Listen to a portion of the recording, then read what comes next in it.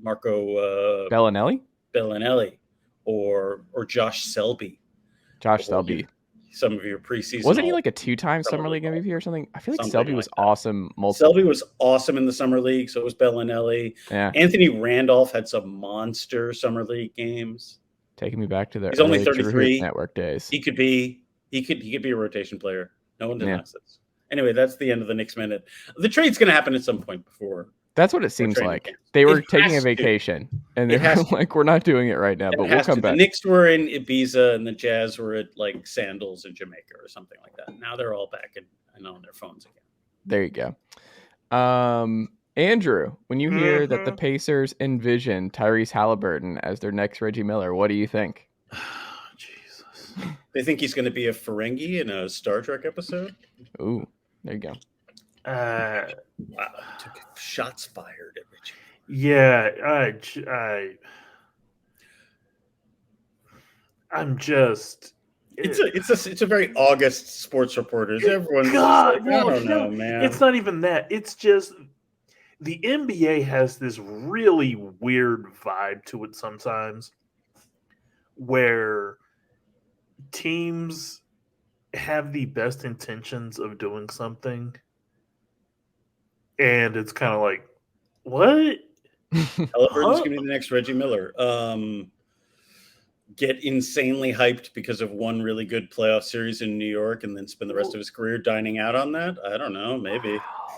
No, Bob's not bitter at all. No, I look at this. I look at that Pacers team and I'm just kind of like, just an awful lot of meh. I still think they have the best offer for Westbrook if they decide to go. Oh, they absolutely do. I'm just kind of, once again, there's a layer of the NBA that is just meh and if vibes. There's not a lot of excitement in the NBA right now. And there have been summers when I've been amped to see what this NBA season will provide. This is not one of them, and it's not just a Knicks thing. It really is. Yeah, but it's so strange because I think you can make the case that like 10 or 11 teams can win the title next year. Ooh, they could. No. Sure. No, I'm serious, Andrew. If we go down the list, 10 or 11 can do this. We can do this exercise. I know it sounds high. I thought it was high too. Ben Golliver and I did it 2 weeks ago. If you go through it, like time out. He's calling time. He's using his timeout. Okay, you got to stop talking. The only reason I say that, in an optimistic sense, there's a yes. I'm sure that there is a path, but let's keep it a buck, Chase. Uh-oh. Now it's being kept a buck. Thank you, Bob. The problem with that is for half of those teams, they need everything to go right. There's no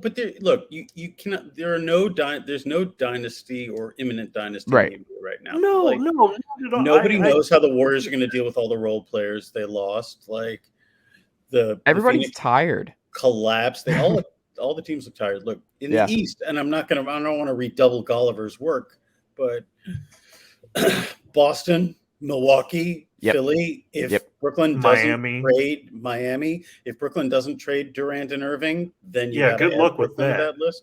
Good luck with that. It could work. Right. Good luck with that. I mean, it could work. Yeah, they're still in the conversation as currently constructed. They could win the title. In the West, Phoenix. Who's going to be the head coach? Golden State. It's actually me. I'm going to be the head coach for Brooklyn. Proud of you, KD, and I dunked on KD on Twitter, and now he respects me. So they're gonna. There you go. I did not actually dunk on KD. I was gonna say, it was like usually when he dunks on somebody, he ends up like getting them like unnecessary, like not just unnecessarily. Ratio to hell. Yeah. Like it's not even just getting dunked on. Like you just get ratioed, and you're just like, oh no. I feel so bad. I relate to KD's. KD is such a wonderful poster, in which I mean that he is a hopeless addict and only harms himself by posting. So that's what I mean by wonderful addict. Oh boy, does that man need to log off? Now, granted, which account? It depends with all the accounts. The really great thing is that people say, like, they wonder why celebrities are they don't hand this responsibility off to some assistant and actually do post things on the internet themselves. And you think, God, if I had millions of dollars and the chance to do and the opportunity to do whatever I wanted with my spare time, boy, would I not waste it on some dumb microblogging site. And then you think to yourself, no, I might still do that. Yeah, I might still post. And that's why KD is a true poster, because he is. He gets it. He gets it. When it comes to post, he is committed to the poster lifestyle. And I truly do respect that. It is. I just imagine him at all these important events and parties and everything else, and KD's just on his phone, and they're like, "Oh, what is KD up to?" And it's like KD's just like looking at the latest Ball Don't Stop tweet, and just being like, "That's a good point. I like it." And then reading the comments of like, "What did this dude say?" No, that's ridiculous. Going back and forth for hours with randos. You really do have. Poor Kate, like the dude, boy, has he. Not to get into any like legacy talk, but boy, is everyone's perception of mistakes were made. Yeah, KD's reputation should have been the most perfectly constructed basketball player that humanity has ever come up with, and instead everyone views him as a sad millennial who sabotaged all of the teams he played on in one way or another. Did he? Which is funny because it's like, did he really sabotage Golden State, or is the Golden State managed to recover? I think Golden State would have been a lot better if they'd had Kevin Durant all those years. The line that I think about KD's run in Golden State, there's two moments.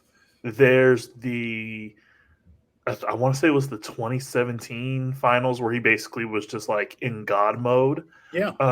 And then the line where Draymond says, "We really didn't need you," which is funny, but it's also kind of like you did need him. Kind of sort of did, but then you kind of sort of didn't. KD just, this is again perception based on tweets and reports and press conferences and things like that. Like, he just has no idea what he wants. He has no idea what he actually wants. And he keeps doing things that he thinks will make him happy, and they only end up making him more sad. And this latest, get rid of the entire front office or trade me thing, because they're not going to get rid of the entire front office. There was a line that Mark Stein put out where he said the reason why, because there was all throughout the summer before KD signed with the Nets in 2019, throughout the winter, every sourced reporter, every plugged-in dude was saying the Knicks are getting KD and Kyrie. It was considered a done deal. If you think back to those many eons ago, it was considered a done deal. I had heard third hand through a guy who knows. This is me pulling up my sources. This is not an actual ethical, like, journalistic reporting, but third hand, a guy who knows a guy who knows a guy very close to KD said, yeah, it's happening. And there was a line in Mark Stein's newsletter this past week where he said what soured KD to joining the Knicks at the last minute is he did not think that James Dolan would be as willing to cede to his every whim as the Nets would. Yeah. He's not wrong there. No, and James Dolan's sort of pig-headed, ignorant stubbornness may have done the Knicks a solid this one time, if true. Remember when it probably may have cost him LeBron? And it's like, oh man, he screwed that up. And then they screwed because like there was a video. It's never leaked. I think I would love to get my hands on this. During the presentation for the LeBron, the Knicks made a "Please Come to the Knicks" video with James Gandolfini and Edie Falco, because they heard that LeBron loved The Sopranos. So James Gandolfini was in character as Tony Soprano, and Edie Falco was as Carmelo Soprano, going like, please, like, hey, LeBron James, you got to come play for the Knicks. we're making you an offer you can't refuse. That's my terrible. I would love to go back because I'm sure there are tapes. I'm sure there are confirmable firsthand accounts. I would just love to go back maybe 20, 25 years from now. We go back to the summer of the decision and just after and get all the dirt and what. I want all the dirt. The Knicks pitch was also evidently, maybe reportedly soured because Donnie Walsh had gotten hurt earlier that summer, so he was in the meeting in a wheelchair. Evidently, the optics of that were not appealing to Team LeBron for whatever reason, or so others worried that the optics were not as good. Donnie doesn't have that dog in him.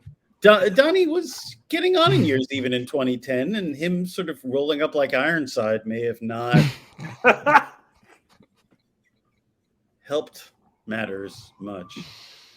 Kids, Google the TV show Ironside. We just got an Ironside reference. I am not old enough to watch that show. I am old enough to get the reference. I don't know, probably from Dennis Miller or something. But please, if you want, Google that. I was like, that's a very Dennis Miller. Rolling up to the meeting like he's Ironside or something. Yeah. Oh God. Which naturally brings us back to Tyrese Haliburton and the Pacers. We're still on Tyrese chat. Here's what I want to say about that. So, what their GM who got elevated because what's his name? Not Neil O'Shea. Kevin Pritchard got elevated to president of basketball ops. President of basketball operations. Yeah, that's like a new thing now. Everyone has like the two front office execs now. A POBU.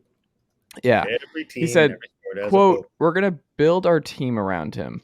We see him as hopefully being the next Reggie Miller. We had a Reggie Miller mural painted on a building in downtown Indianapolis, and I think our dream is that one day Tyrese will have his own up somewhere in downtown Indianapolis."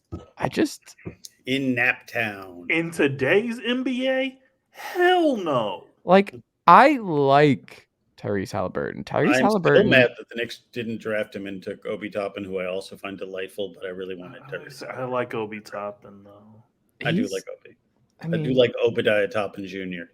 He's just not gonna probably make it in this league much longer, right? Like this is he's gonna make it. He's gonna have he's just with the Knicks. Yeah, it just feels like he's gonna float, and then he's gonna leave for China for a couple of years, and then he'll be back. You do not like Derek Williams or Michael Beasley, Obi Toppin. So we don't think he's going down that road.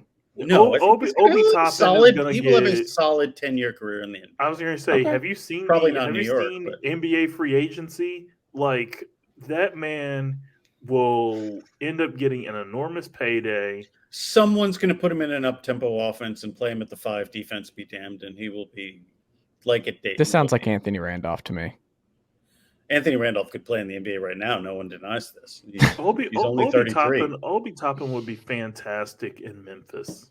Yeah, that's all I'm gonna say. Yeah, put him in the Brandon Clark role in Memphis, and he would be getting outlets and running with Ja Morant.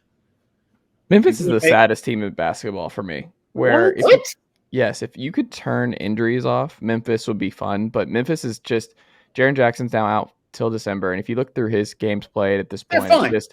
Yeah. Well, no. It's not fine. Like they're fun and awesome to watch. They play smart basketball. I'm not disagreeing with any of that. All over the court. Their two best players. I just don't think are going to ever be healthy enough to make any of this work. It's just sad. I don't care whether it works or not. I've moved on. I've evolved past. Here, yeah. Well, people are just still talking like the Grizzlies are moving towards contention, and it's like, no, there's no path to Jaren Jackson.